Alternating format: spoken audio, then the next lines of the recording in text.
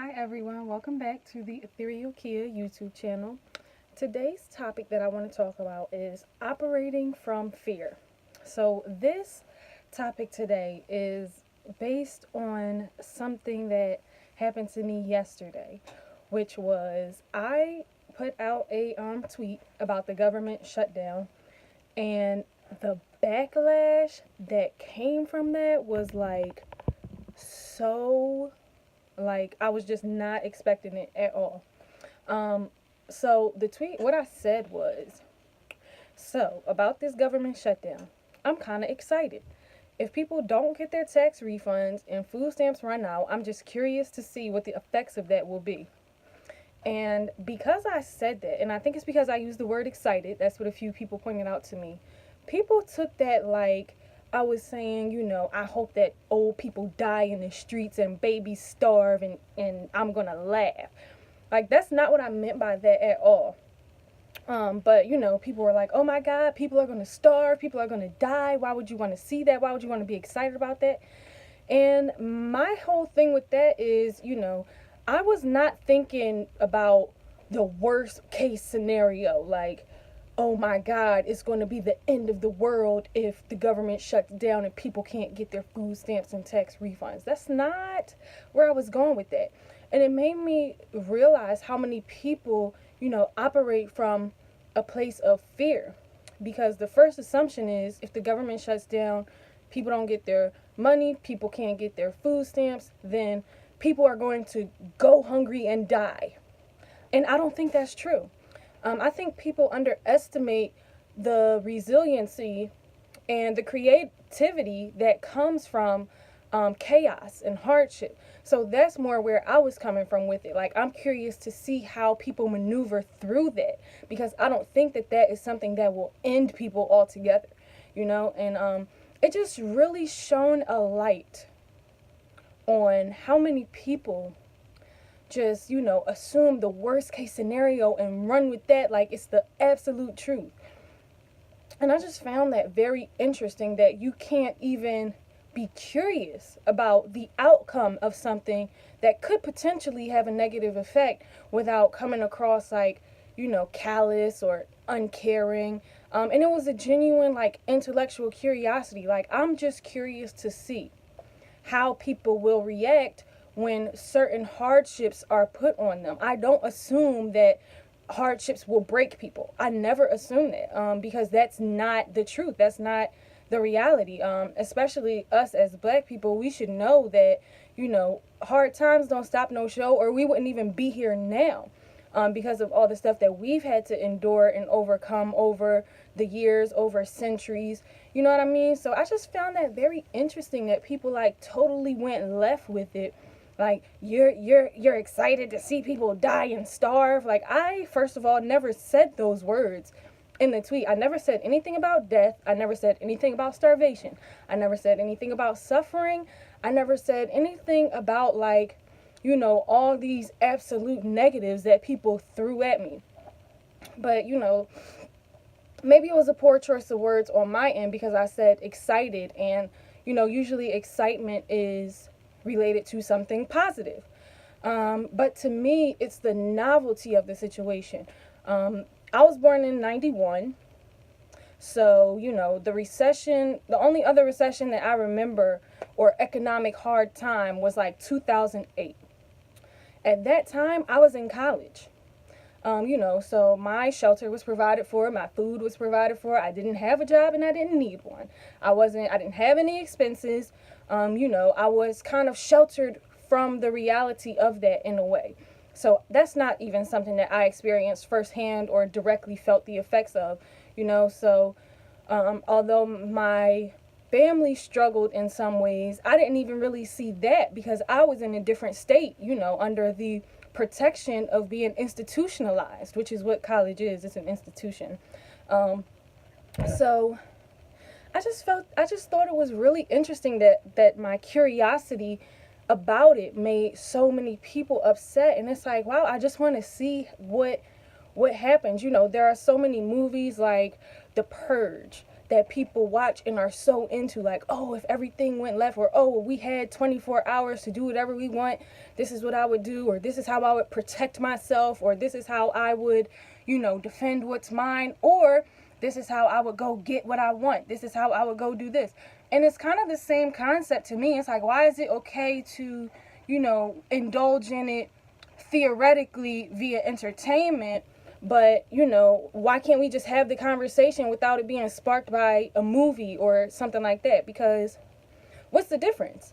And there's so many movies about like the zombie apocalypse, and oh, if the world ended, and if the economic system came crashing down, and it's like, that's basically the same thing I'm wondering.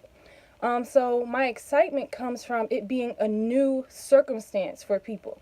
It's a new situation, and I know that no matter what, people adapt. Some people don't make it, and that's normal. Some people don't make it in regular life, without those specific types of hardships. Life happens regardless.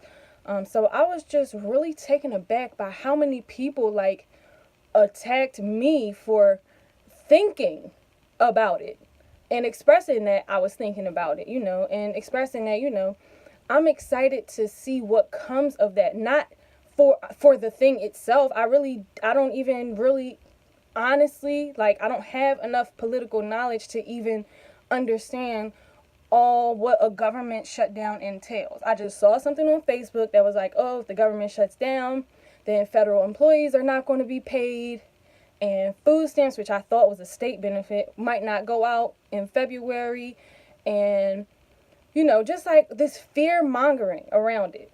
Like, and the media is good for that. The media is good for invoking fear in people. And I don't subscribe to that. I don't subscribe to fear, because to me, it's just a change in circumstance, which means that you'll just find a way to adapt to it. That's what I'm curious about. I don't want to see infants and the elderly starve in the streets. I don't want to see people die per se. Like, that's not that. If that was what I wanted, then that's what I would have said. I want to see people die. I want to see people, starve and go hungry. That's not what I said, because that's not what I meant. But it just really showed me how many people operate from a place of fear, and like the concept, the idea that some of their comforts could be taken away, or some of what they're used to being given and having provided for them might not be provided for them anymore. That means that they're going to have to find the means to provide that for themselves if they want to survive. And I think that's what really triggers people. Because it's like, oh my God, if the government doesn't pay for my food, I'm going to starve. No, you're probably not. You're probably just going to find another way to feed yourself and your family. Whether that's resorting to crime, whether that is, linking up with other people in the community to come together, and establishing a more we got each other type vibe, as opposed to being so individualistic like we currently are. I was just curious about that. And I'm excited to see how people react when shit hits the fan, when times get hard, and it could happen to me. I'm not exempt. I'm not some, privileged person that's exempt from all of the effects of the world. That's not my life. And it's funny that people assume that. Like, people call me an elitist. People said, that I hate poor people. People said that, because I might not be directly affected, I don't have any sympathy. First of all, I am a poor person currently. I'm not rich. I'm not in a totally different tax bracket where I'd be unaffected by anything. If common people are going to be affected by something, I am in that population as well. I am a common person. So it's not coming from a space of, I want to see what happens when the poor people don't have their food stamps anymore. Like, that's not what that was about. So I don't even understand why it went there. But like I said, it just showed me how people are so fearful of like circumstances changing, and people are fearful of those who are not fearful with them. It's like, what? You're not scared? You don't think that this is going to be the end of everything?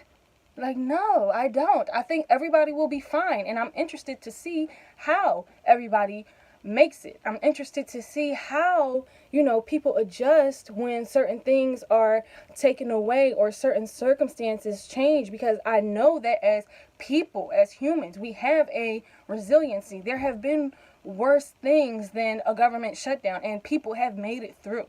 The Great Depression happened and people made it. I'm curious to see. One of the things I said after that was creativity is born in chaos. When your normal is stripped away from you, you'd be surprised what you come up with to create a new normal for yourself. And that excites me, the fact that people get to tap into a different part of themselves for survival and to thrive under totally different circumstances. So that's what that thing was about. And I just thought that was really interesting that people took that as something negative, because I said I was excited to see the effects of a government shutdown, if it even got that serious, to how people in general will respond to it. Not just poor people, not just black people, just in general. I have a general curiosity about human nature and the behaviors that different people exhibit under different circumstances. I had no idea that I would trigger a whole demographic, that I would be attacked. I was called a stupid bitch. I was called all kind of names just for saying, about this government shutdown. I'm excited when people don't have the things that they're used to, like a tax refund or food stamps. I want to see how people, I'm interested.